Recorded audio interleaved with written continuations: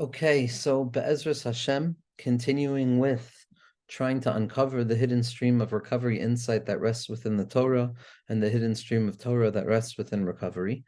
And we're going to continue with living with the times of this week's Parsha, which is VaYeitzeh Yaakov mi Be'ershava v'yelech Harana. Now, very simply, there's some times where it's hard to uncover where the secret meaning is, and there's times where it's abundantly clear. And over here, the Zohar Kadosh makes something very clear to us. VaYeitzeh Yaakov mi Be'ershava means that Yaakov was leaving a place of sevia, of satisfaction, of a sense of fullness, of a sense of being okay, of a sense of things operating in the way that they need to operate in order for me to arrive at the places that I want to arrive at in my life, to accomplish the things I want to accomplish. That's the place of Be'er Shava. 7 is always a saturated number. It represents a full circuit of something. It represents the 7 days of the week, the 7 continents, the 7 firmaments, the 7 forms of ground, the 7 celestial organizations, all of these different sevens, they represent the full outlook of something. And so Be'er Shava means that I am satiated, I am operating from a place of enoughness in each of those categories. That sevenness of the self, that place of making a shvua, of collecting from all of my strengths and making a swear, which is rooting myself in everything that I am in order to move towards a future point. So there was this Be'er Shava, there was this depth of satisfaction of the mind. And then what happens is VaYeitzeh Yaakov mi Be'er Shava v'yelech Harana. He leaves Be'er Shava, v'yelech Harana. So there are two elements here. It's not simply a leaving of a place. It's not simply arriving at a place, but rather the leaving and the arrival are two parts of the same process. Not only am I leaving Be'er Shava, but I'm also descending down into Harana. That every descent away from Be'er Shava, every movement out of that place of calmness of the mind, it doesn't bring me to a questionable, ambiguous place. Because if I'm not operating the Be'er of my mind, Mamela, I find myself in Charana. Charana is the only option when I don't find myself in that place of Svia. What's Charana? Charana represents Charonaf, it represents anger, it represents frustration, it represents resentments, it represents irritations, it represents this place of short-temperedness, this place of a liability to react based on emotional impulses or even deeper physiological impulses rather than allowing the sunlight of the mind to create some semblance of order in the spirit. Anger, the movement towards anger, that place of harana, that place that Yaakov Avinu goes down into, it is not another destination that I go to once I leave a place of inner satisfaction.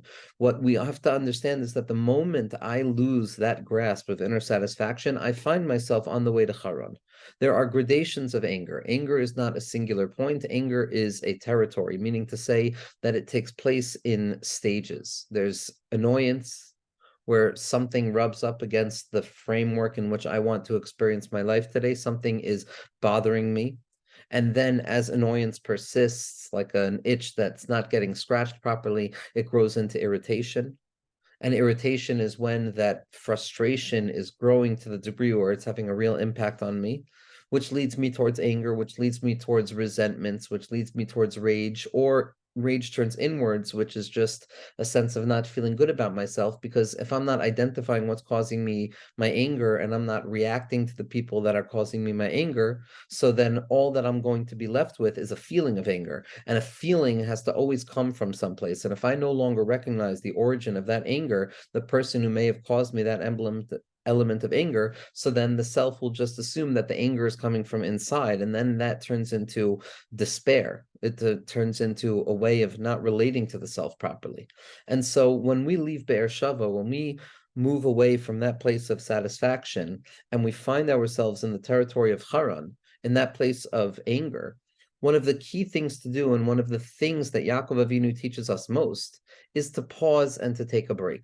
Yaakov Avinu descends down into the darkness of Haran, into that place of the anger or the raging nature of the spirit as it leaves its mindful place of comfort.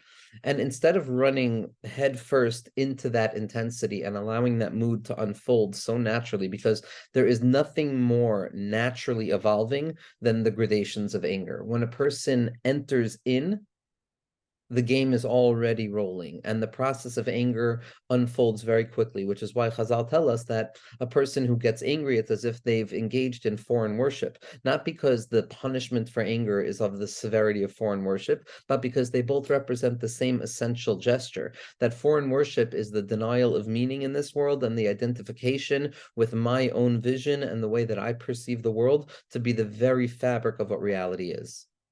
That's what Avodah Zarah is. And so too with anger, that when a person is angered, they no longer can make distinctions based on anything but what their gut is telling them in that moment. And if we allow ourselves to run headfirst into that process of anger without holding the brakes or pumping the brakes to the best ability we can, then avaditi bioni. And what Yaakov Avinu teaches us is that v'yifka b'makom, Yaakov goes to sleep, Yaakov rests, Yaakov talks to the Rebbeinu Shalom. Yaakov allows himself to find himself in the heart of darkness rather than running further into the heart of darkness. There's a moment of reflection. There's a tenua, a movement backwards, a tzimtzum, a restriction of the self. To not allow the self to give way to the natural proclivities of the self is to melt into anger. What Yaakov Avinu teaches us is to pump the brakes and hold off on allowing ourselves to get carried over by the frenzy of that mood and to find the secret of vayifka b'makom. This place right here, yes, I feel it. I feel it growing. I feel the annoyance. I feel the irritation. I feel the resentment. I feel the expectation, all of those different motivating feelings that take us out of ourselves. And ultimately, what I'm doing when I stop and I'm vayifka b'makom, I allow myself to dream. I allow myself to dream. Yaakov dreams there. And dreaming is what gives me a new ability that I didn't have a moment before. In natural conscious thinking, if my anger is rolling, there's nothing that can hold back that anger because the anger is a centrifugal force. But if I allow myself to dream, if I allow myself to assume that I have powers greater than what I actually think I am because I'm connecting to a power greater than myself, so that in that place, I'm going to be able to draw down a little bit more patience, a little bit more arichos af, a little bit more of a preternatural, supernatural ability to pump the brakes on anger, which is running like a heavy animal, and I am pulling it back with the very gentle whisper of vayifka b'makom. I am going to sit here. And when I allow myself to dream, I begin to realize that, yes, it's a sulam mutzav arza. There's a sulam. My life is a ladder that descends down to the ground. The natural proclivity of the self is to drag us down to the ground. But we also come to realize that it's a sulam mutzav arza v'roishe magia hashamayim. That this very same ladder that drags me down to the ground, where I encounter the natural proclivity of the self to disintegrate into chaos and anger and frustration, etc., and mindlessness and the absence of a contemplation of godliness. But the very same tendency is deeply connected and inherently so to the very likely possibility of taking a step up the ladder, of climbing up the ladder. Mutzav arza aval rosha magia hashamayma. First, we have to be told that it's mutzav arza. It's rooted in the ground because that's the natural proclivity of the self. The drives that take us away from ourselves, those self-destructive drives, that Yetzer is there before the positive elements of ourselves come in. It has the upper hand. And therefore, the first thing we're aware of when we look at what it means to be a human being who's leaving Beshava and going down into Haran is that, oh, I'm mutzav arza, I'm going to be stuck in the ground. I'm going to be stuck in the exile of it all and the fear of it all. But in the next moment, instead of digging myself down into the ground, I have to remember, oh, if I have a feet in the ground and I have the tendency to go to the ground, then I'm also Roisha Magia Shemaima. I also have the ability to pull myself out of it. And that's v'yifka b'makom, that Yaakov davened. The only thing to do is to daven to the Rebbeinu Shalom. And the davening itself is the pause, irrespective of what the response to the tefillah is and how tefillah gets responded to. In the end of the day, the pause of tefillah is the Yeshua itself, v'yifka b'makom. Vayifka b'makom. He stopped, he paused himself, he didn't allow himself to get carried away with the frenzy of self-pity, of falling into that natural, old, familiar space of anger, frustration, in the aspect of hello, darkness, my old friend. That there was the tnua of the pause, there was the willingness to firmly plant his feet in the ground, to create a keva. Why does Marav have no keva? Why does this tefillah that Yaakov Avinu decided to daven in his descent away from a place of satisfaction of the self into the death-bringing territory of anger and frustration and resentment and disappointment and being removed from this world, losing my world to be moitzi ahadam min ha'olam? What is it that helps me arrest that? It's my ability to breathe deeply.